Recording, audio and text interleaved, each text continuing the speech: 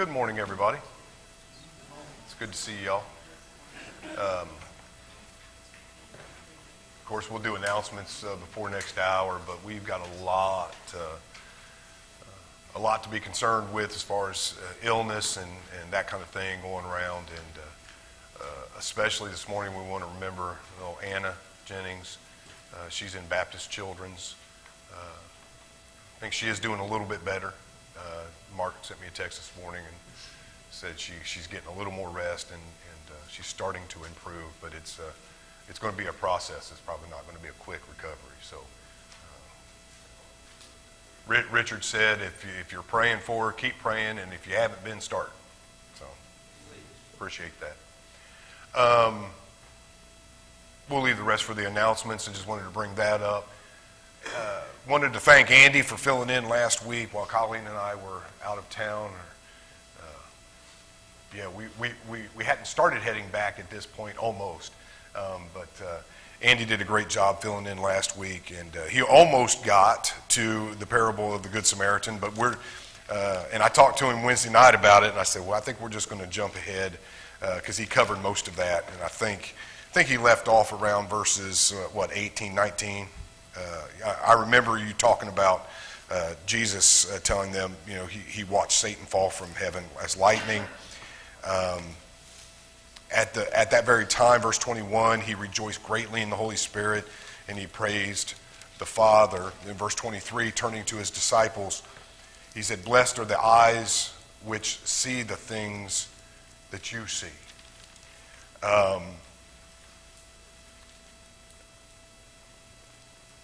So sometime later, verse 25, and literally in the Greek text, that's kind of what, it's hard to translate that the New American Standard here just says, and a, but it really means sometime later.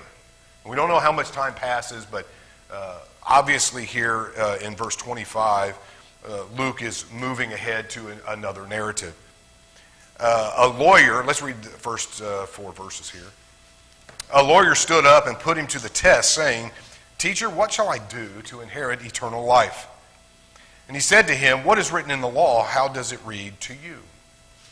Now, I really like how the New American Standard translates this question, because I imagine, Mike, this is kind of how Jesus would have said this, right? And we'll come back and we'll talk about what this means here in a moment, but what's written in the law, how does it read to you? And he answered, this is the lawyer answers and says, "You shall love the Lord your God with all your heart, with all your soul, with all your strength, and with all your mind, and your neighbor as yourself."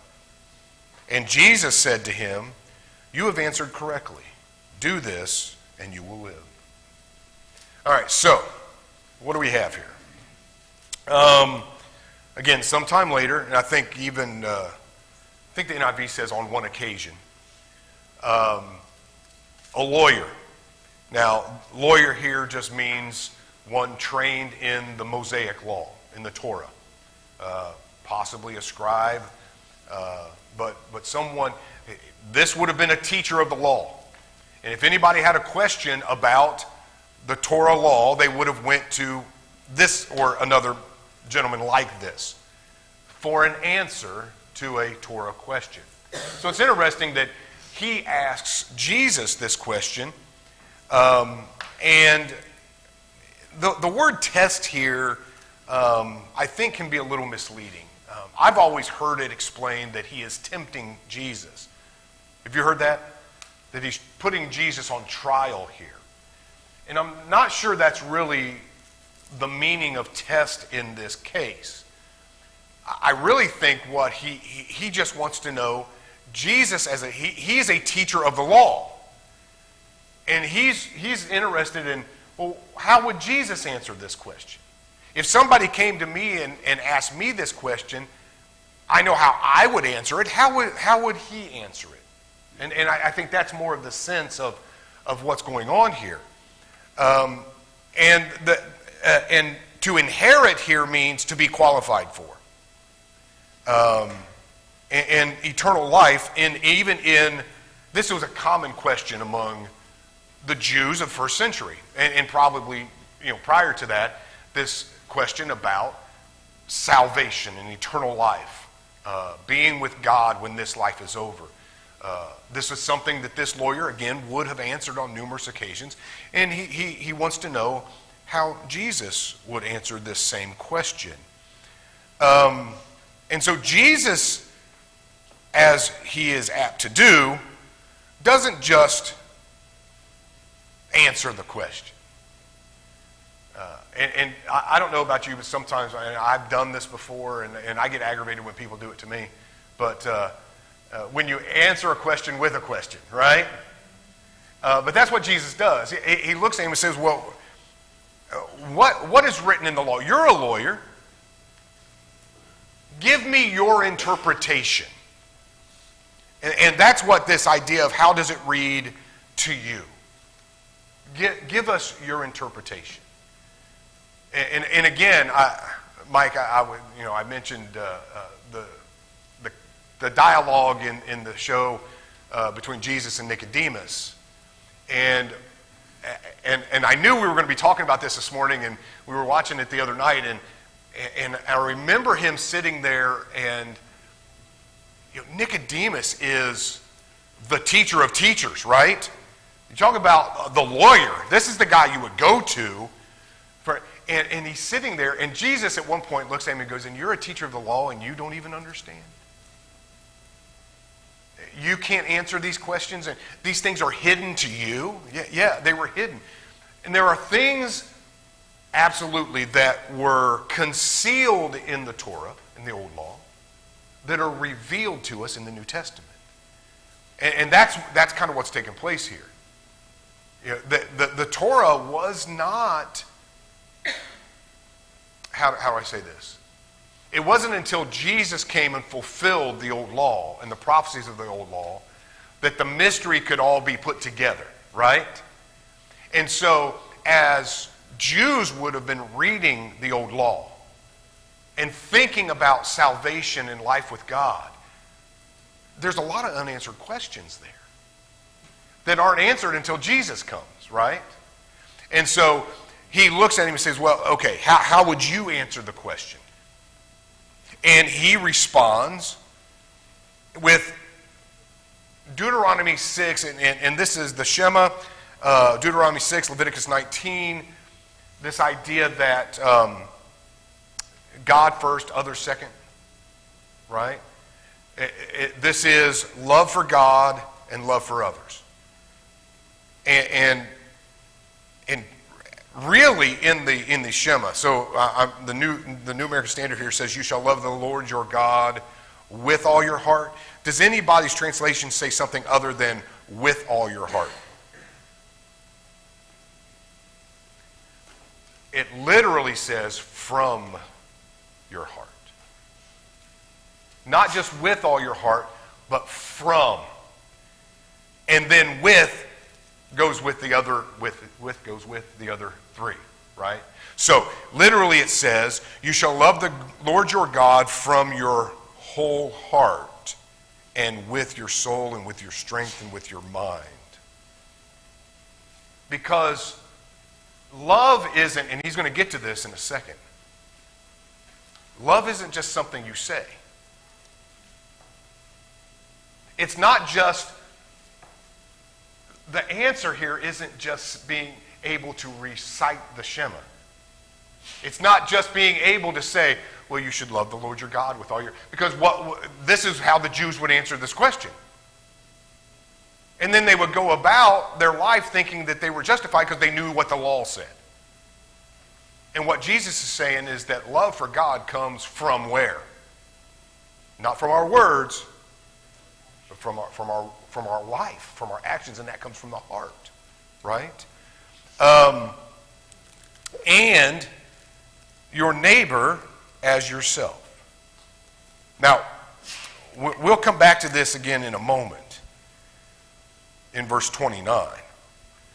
But the question here is, who is my neighbor, though?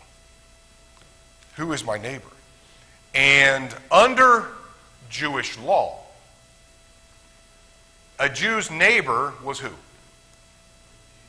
a fellow Jew or a stranger that sojourned with you in your land.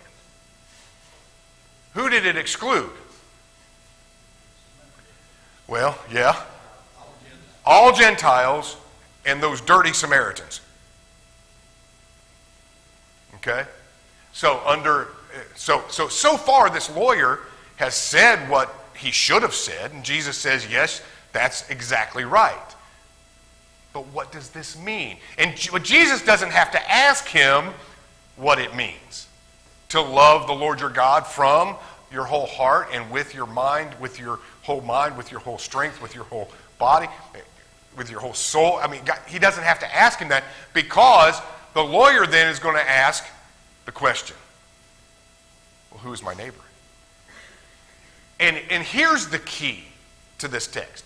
Because the key here, and a lot of people focus again on the testing of Jesus in verse 1. That's not the key to this text. The key to this text is verse 29. But wishing to justify himself. This is an attempt at self-justification, self-righteousness. He asked Jesus, well, who's my neighbor? Who is my neighbor? So Jesus is going to respond with a story. Now, I take the position, so there have been over the years, there have been a couple of different approaches to this story. One is that it's a parable, and let's start with this. How would you describe a parable? What is a parable? What's a parable? A story that we hear that has a lesson. Okay. More specific, and that's right.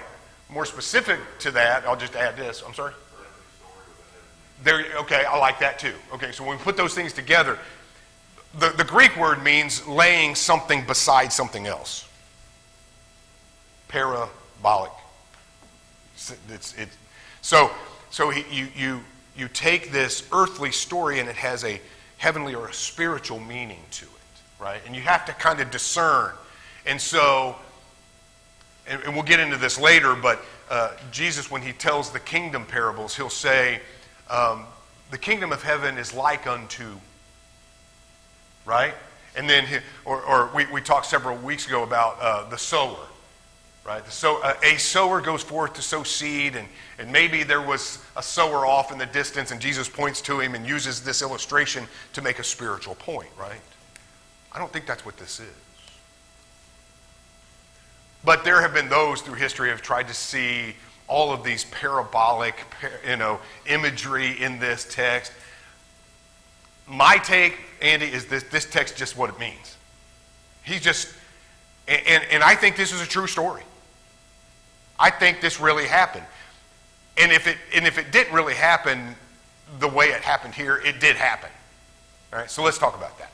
It says here, Jesus answered, let me stop there. Anything that we've talked about, questions, comments on the first, verses 25 through 29 there before Jesus tells the story. Any open it up to y'all.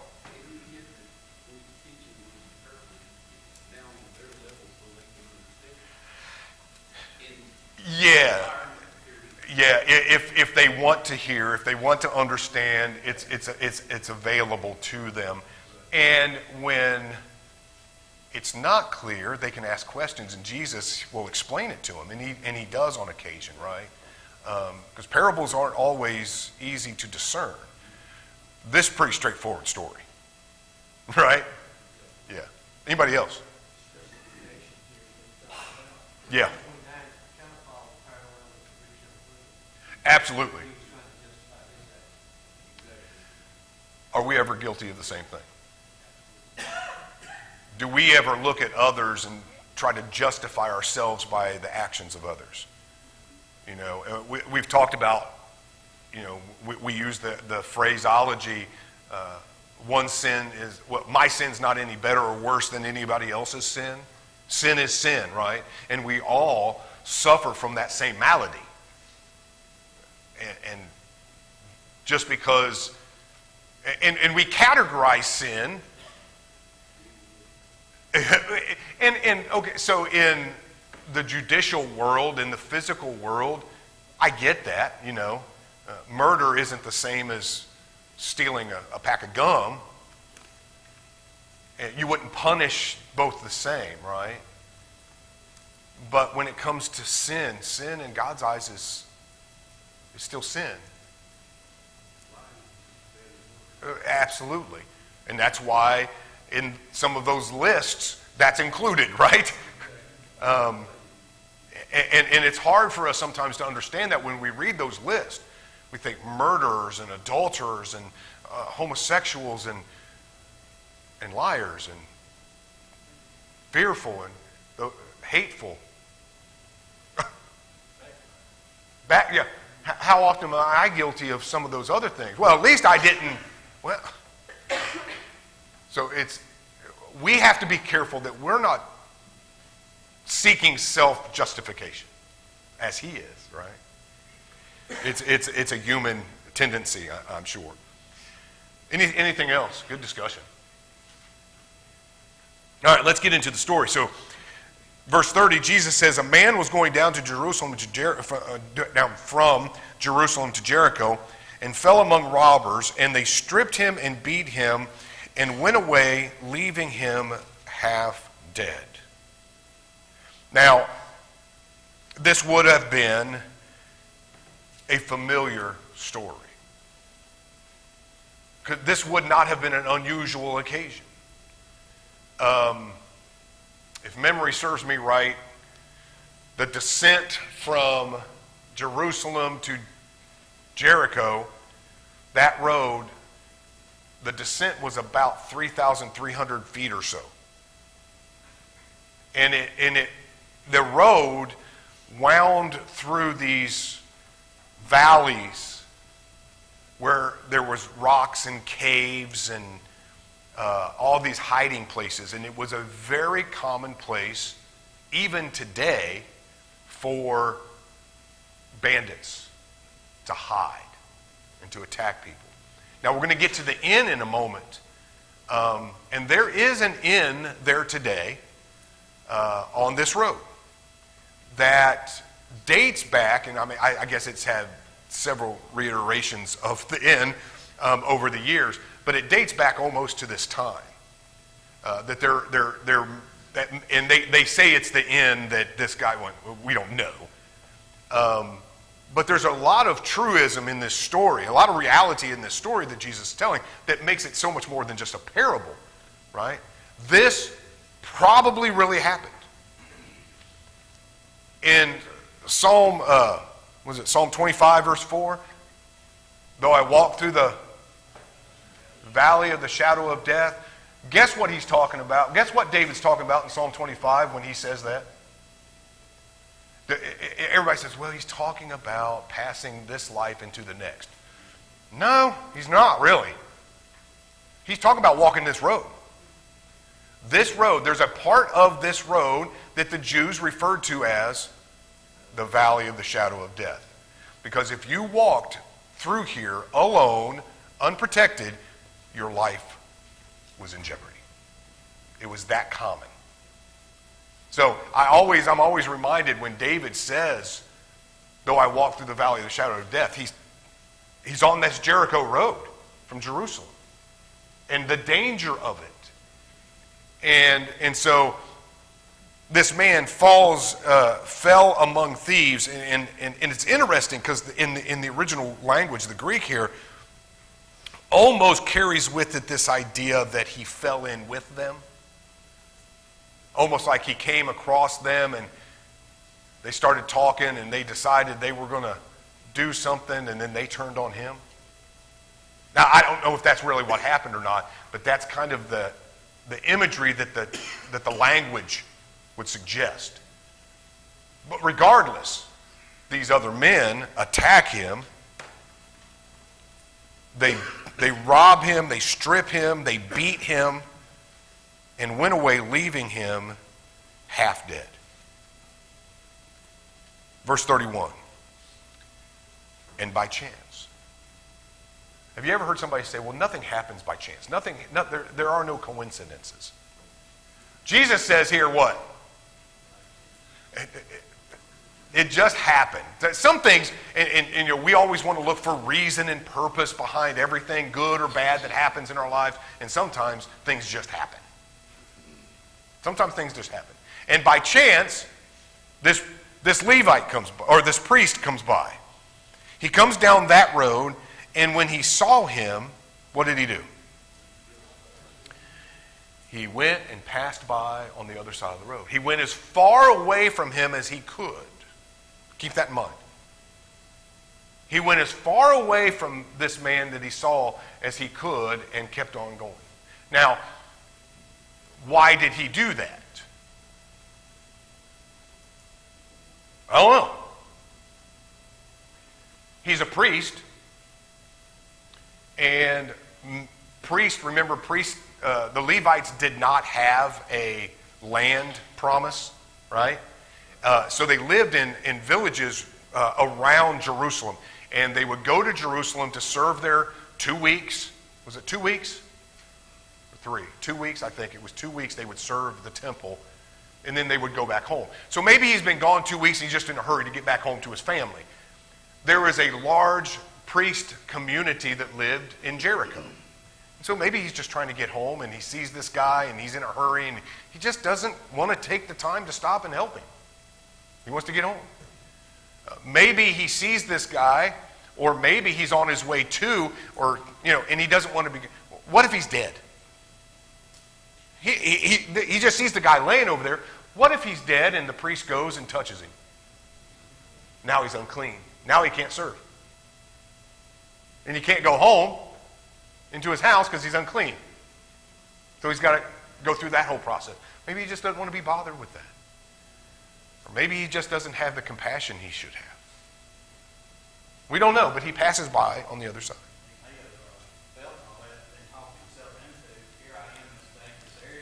Absolutely.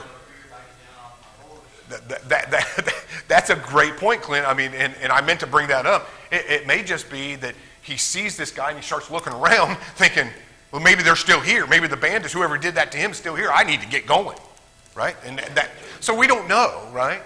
There's a multiplicity of things that may happen. So verse 32, likewise, a Levite also, when he came to that place and saw him, passed by on the other side. Now, this is interesting because in verse 32, when it says he came to this place,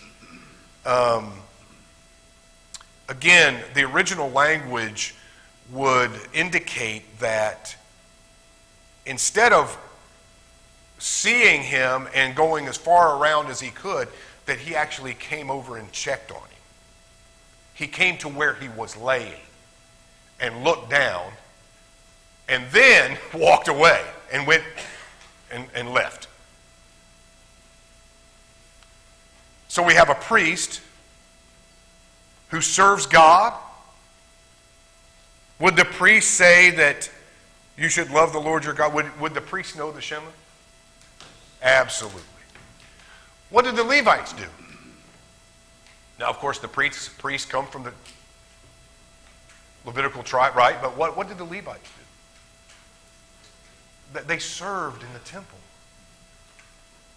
Would they know the Shema? Were they men that had servant hearts? Well, you would think, right? Because they would serve the priest in the temple and the daily ministration of the temple. You'd think if anybody's going to serve this guy, it might be this Levite, right? But a Samaritan. Now, it has to be at this point, when Jesus says Samaritan, that the lawyer goes, whoa, wait a minute. Right? Why is he bringing a Samaritan into this story? Why is this such an issue to bring a Samaritan up in this story?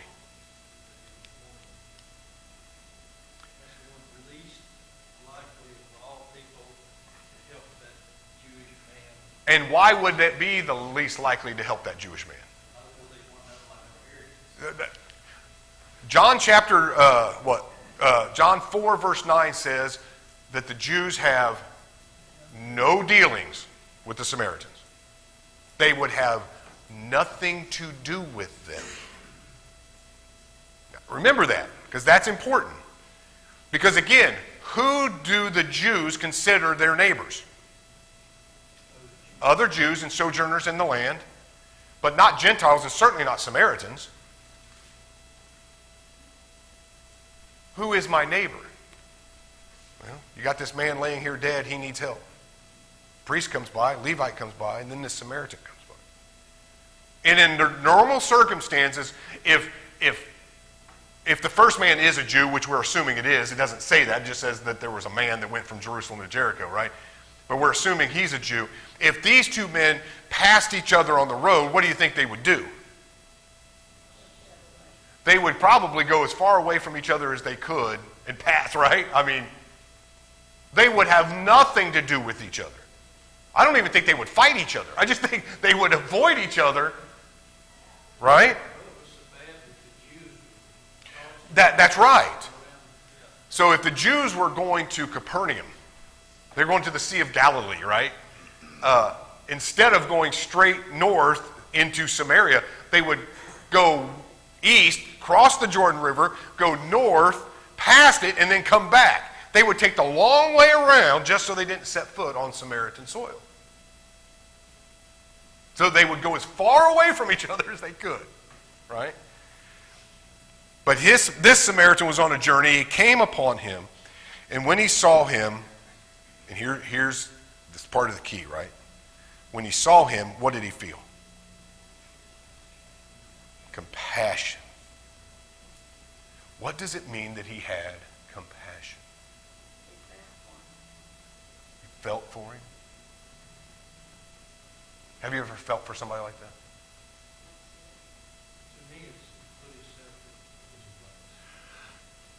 Yes. What if this were me? What if it were me laying here clinging to life? What would I want someone to do? I think that's right. Which is a stark contrast between what the priest and Levite do. For whatever reason. They had no compassion for him. They were only worried about whether he was going to be ceremonially unclean, or whether he himself was going to be attacked, or he just wanted to get home to his family. Whatever. There was no compassion for this man. None. And he came to him, bandaged up his wounds, pouring oil and wine on them, and put him on his own beast, and brought him to an inn to take care of him. On the next day, he took out 2 denarii, which is about 2 days' wages, and gave them to the innkeeper and said, "Take care of him, and whatever more you spend, when I return, I will repay you." In the Greek, when Jesus says, "I will repay you," it is emphatic. He is making a vow. He's not just saying, well, I'll pray for you and then walk off and forget about it, right? I will repay this debt, whatever it is. It's emphatic. On the next day, he does this. Verse 36, Jesus then looks at the man and says, "Which of these 3 do you think..." What does your text say? The New American Standards say, "Which of these 3 do you think proved to be a neighbor?" What does yours say? Does yours say something other than proved? Was neighbor too? Okay. The word that's translated "proved" here in my text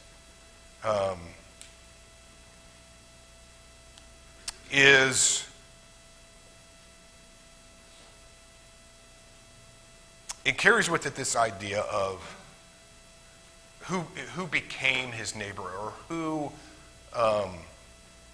who showed himself to be a neighbor to this man. Does that make sense? There you go. And so the idea here is that we don't have a neighbor, we are a neighbor. It's not a noun, it's a verb. That's it. It's a verb. The lawyer thinks it's just a noun. Who is my neighbor? And what he wants to be justified by is this idea that, well, a fellow Jew or a sojourner in your land is your neighbor. And Jesus says, no, a neighbor is what you do, not who you walk next to or live next to. It's how you live. That's the key to this. Because then he says, well, let's back up. What did Jesus tell him in verse 28? You have answered correctly. There it is. It's an action. You've answered, do this. It's not just who it is, it's what you do. And verse 37, Jesus said, or he said, the one who showed mercy. Here's my problem with his answer. How did Jesus identify the one who showed mercy? What did Jesus call the man? I'm sorry? Yeah, but before that, when he said a priest, a Levite, and Jesus identifies him as, and when Jesus says, which one, and he says, he won't even say the word. Did you get that? He won't even say the Samaritan was the neighbor. He says the one who showed mercy. He can't even bring himself to say it was the Samaritan. I just find that amazing. Then Jesus says, go and do the same. Do likewise.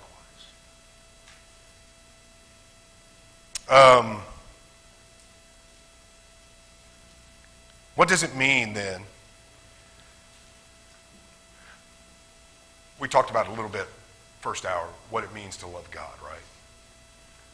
To keep his commandments, to do his will, to share in that relationship with him, to serve him. What does it mean to love your neighbor? And one of the things that Jesus is trying to get across here, not only to this guy, but to his disciples, to whoever's listening to this, is that being a neighbor, loving your neighbor, is not selective, it's universal for the Christian.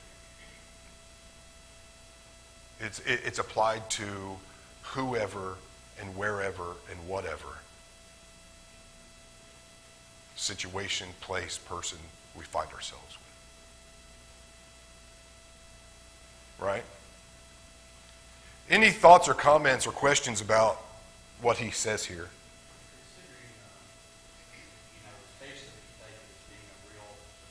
Yeah. And what you consider like the Samaritan woman as well. Mm-hmm. Do you think that, or teaching on what the Bible said, that if the Samaritan then died, was practicing Samaritan and practiced mercy and favor and everything, did they have a hope of salvation? Under the old law, yes. They still worshiped the same God. They still believed in the Torah. They just worshipped on Mount Gerizim, where the Jews worshipped in Jerusalem on Mount Zion, right? They had their own copy that had his. Sure. But as long as they were doing their best to keep the law and do as Christ had commanded, or God had commanded, absolutely, I think they would. Of course, I wasn't there, and that's up to God. So leave that to him. Anything else? Well, Tim, we've got the Good Samaritan law now. If you drive down, you see somebody's in need, that keep you. Well, I'm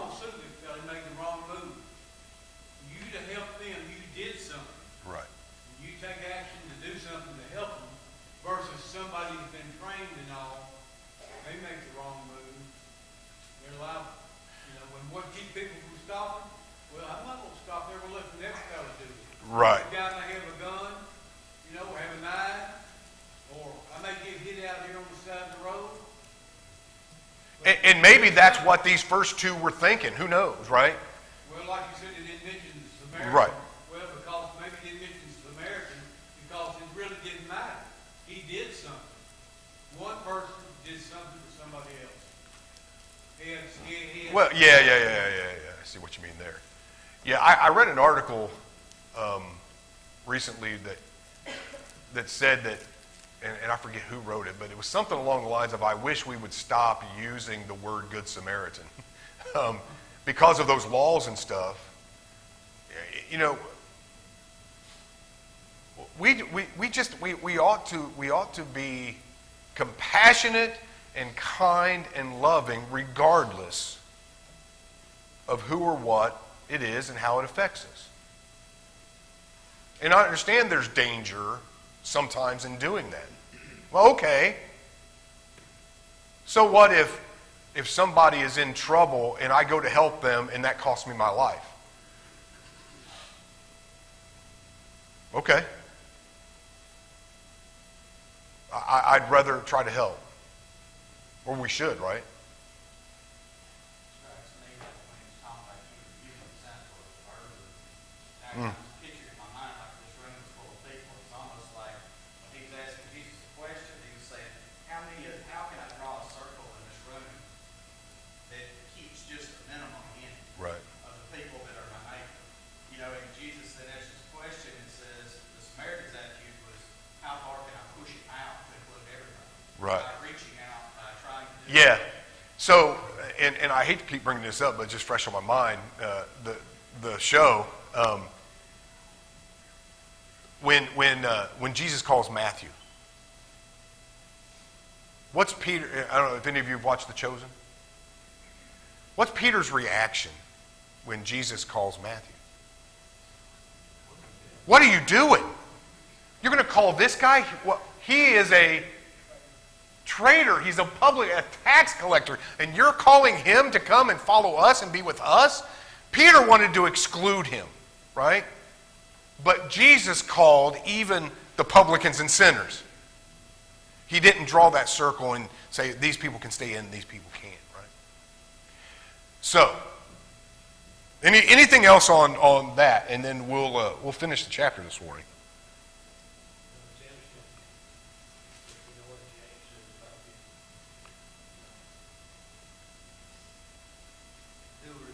Yes. Romans 2:13 says, for it is not the hearers of the law who are just before God, but the doers of the law. That's right. And again, going back to this lawyer, boy, he could give the right answers. He knew what the law said, and he could teach others what it said, but he wouldn't apply it to himself. And we can be just as guilty of that. The danger is just as prevalent with us today if we're not careful. Good point. Yes? Every aspect of Jesus' teaching and his ministry, let me say this first. If salvation was going to be for all, then every aspect of his ministry had to include everybody. That's right. Including the Samaritans, the lowly, and the elite, every form of humanity. That is a particularly, that's particularly evident in the Gospel of Luke versus Matthew and Mark, specifically in the Synoptics. Luke focuses a lot of Jesus's dealings with the downtrodden, the outcast, the Samaritans, the Gentiles, the tax collectors and sinners. Luke focuses a lot of his attention on that. If you ever struggle with being a sinful person and struggle with feeling like how can God love you, Luke is the gospel to study. Because that's exactly what he did. All right. So verse 38. Now, as they were traveling along, he entered a village, and a woman named Martha welcomed him into her home. Is Martha showing compassion to the Lord? Absolutely. Is she being neighborly? Absolutely. Now, I don't know how much time passes. It just says, now as they were traveling along. Maybe it was the next day. Maybe it was that evening. Maybe it's sometime later. But Luke is putting these two stories together. Because the first story is about what? Loving your neighbor and what that looks like. What's this story about? It's about loving God. It's about loving God. What's the Shema? Love the Lord your God with all your heart, soul, mind, strength. Love your neighbor as yourself. So Luke's putting these two stories together. Okay? She had a sister called Mary, verse 39, who was seated at the Lord's feet doing what? Listening to his word. Now, let's go back to Romans 2 that Richard just talked to us a moment ago about. It's not enough to just hear. I mean, that's what Mary's doing here, right? But it's also about doing. You can't, and look, there are extremes on both ends. There are some, even in the church today, that are all about keeping the law. But they never show compassion to anyone. They're never neighborly. Right? But the question then is, if you're not compassionate, if you're not neighborly, if you're not hospitable, are you keeping the law? No. And that's what he's saying here, right? On the other end, there's people, even in the church, that are more concerned with being neighborly than they are with what God has to say to them. And that's an equally dangerous extreme. And so Mary's sitting listening to the words. And Martha was distracted with all her preparations. And she came up to him and said, Lord, do you not care that my sister has left me to do all the serving alone? Then tell her to help me. What's Martha really worried about? Now, we just said she's showing hospitality, she's being neighborly, but really, what is Martha worried about? Martha's worried about Martha. Okay. She's taken the other end of this spectrum. It's all about, well, I'm serving and I'm doing this and I'm doing that and I'm doing this. What's Mary doing? Martha thinks she ain't doing anything. She's doing nothing. But Martha was distracted in preparations. Tell her to help me. But the Lord answered and said to her, Martha, Martha, you are worried and bothered about so many things. Mike, this is one of those places where I think we've really got to stop and think about how would Jesus have said these words. You know, sometimes we read it, right, and we go, Martha, Martha, you are worried about and bothered about many things. Is that how Jesus would have said that to her? Well, no. I can only imagine him. How might he have said this to her? With what inflection, with what attitude? How might he have said this to her? Put her arm around her? Well, we're just playing here, right, with our imaginations.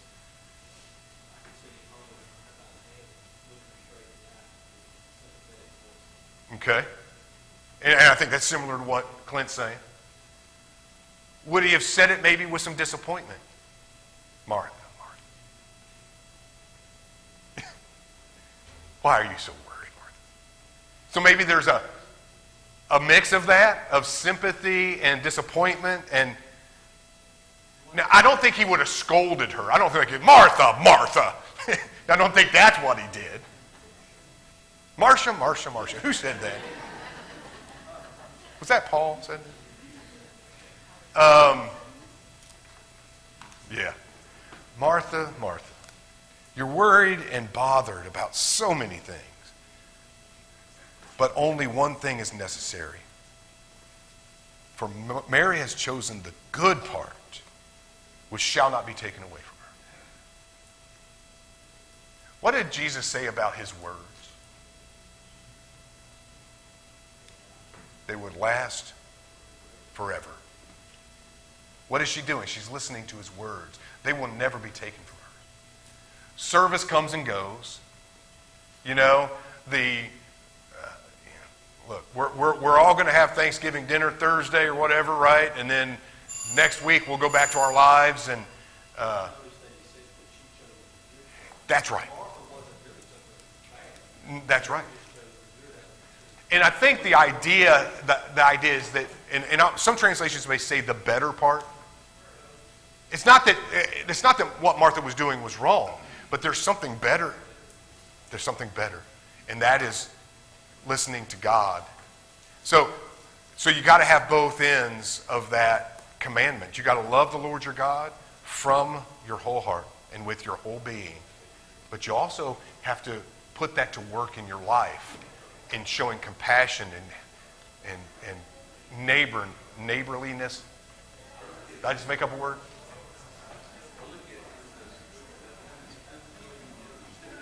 Yeah, that's right. That's right. All right, thank you. We'll pick up in chapter 11 next week. Thank you all.